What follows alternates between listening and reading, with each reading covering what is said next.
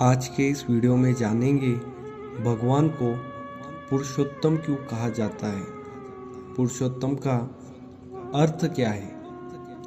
जो पुरुषों में उत्तम है, इस संसार में भूत भविष्य वर्तमान के पुरुषों से उत्तम है, श्रेष्ठ है। आज 6 महत्वपूर्ण मुद्दों द्वारा जानेंगे, जिसमें सबसे महत्वपूर्ण पॉइंट वीडियो के अंत में जानेंगे। इन पॉइंट के माध्यम से हमें पूर्णता अनुभूति हो जाएगी कि भगवान को इसलिए पुरुषोत्तम कहा जाता है। नमस्कार, स्वागत है आपका हमारी धार्मिक पौराणिक कृष्णा यूट्यूब चैनल पे। इसी तरह सा इंटरेस्टिंग वीडियो देखते रहने के लिए चैनल को सब्सक्राइब कीजिए। चैनल को सब्सक्राइब करना बिल्कुल ही फ्री है। तो वीडियो अगर आपको पसंद आता है तो वीडियो को लाइक भी कर दीजिए। तो चलिए वीडियो को शुरुआत करते हैं। भगवान को पुरुषोत्तम कहने का पहला पॉइंट है सुंदरता। सांसारिक जीवों कितना भी सुंदर क्यों न हो, एक ना एक दिन उसकी सुंदरता चली जाती है। समय के साथ सांसारिक जीवों की सुंदरता टिकती नहीं है। और सांसारिक जीव का शरीर 5 महाभूतों से निर्मित हुआ है। पृथ्वी, वायु, आकाश, अग्नि, जल।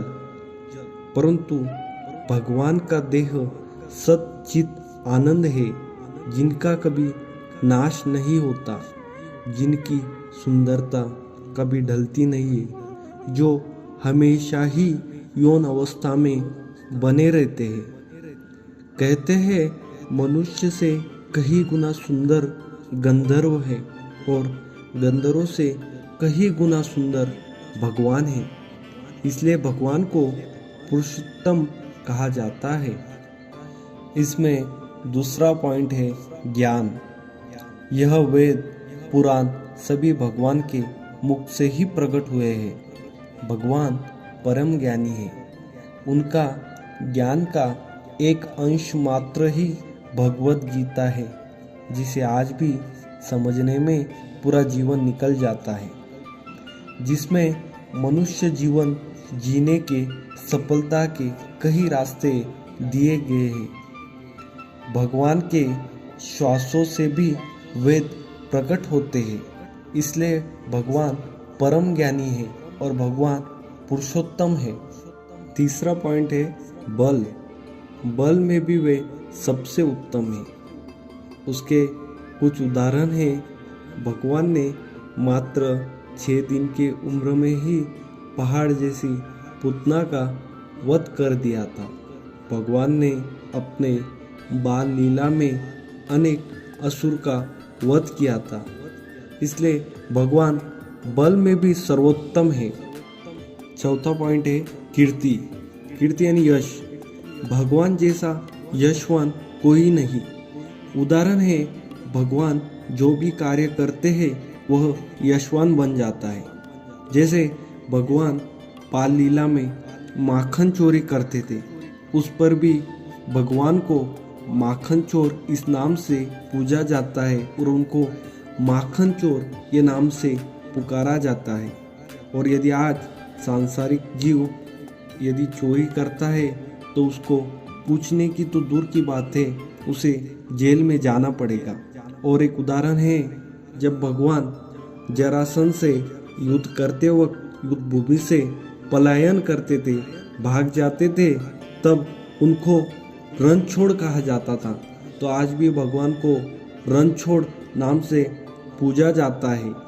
भगवान यश कीर्ति में भी हमसे कहीं गुना श्रेष्ठ है, कहीं गुना उत्तम है। 5वां पॉइंट है धन। धन के बारे में तो भगवान के विषय में वर्णन आता है। धन के देवता कुबेर भी लज्जित हो जाए, इतना ऐश्वर्य धन भगवान के पास है। और जिनके चरणों की सेवा स्वयं माता लक्ष्मी करती हो, ऐसे भगवान के पास धन ऐश्वर्य का क्या तुलना करना। भगवान धन ऐश्वर्य में कई गुना श्रेष्ठ है कुबेर देवता से, तो सांसारिक जीवों से क्या उसकी तुलना करना। अब अंतिम और सबसे महत्वपूर्ण पॉइंट, जिस पर पूर्णतः भगवान पुरुषोत्तम होने के समाधानता आपके मन में आ जाएंगी, और वो पॉइंट है वैराग्य। दुनिया में भले ही सब मुमकिन हो जाए, परंतु वैराग्य बहुत मुश्किल है। आज के समय में उदाहरण के लिए समझते हैं, अगर किसी कामवश हमें 1 महीना घर से बाहर दूसरे देश जाना होता है, तब 10 बार घर से बात करते हैं, उनकी याद आती है, जबकि वह प्रेम कलयुगी और स्वार्थी है।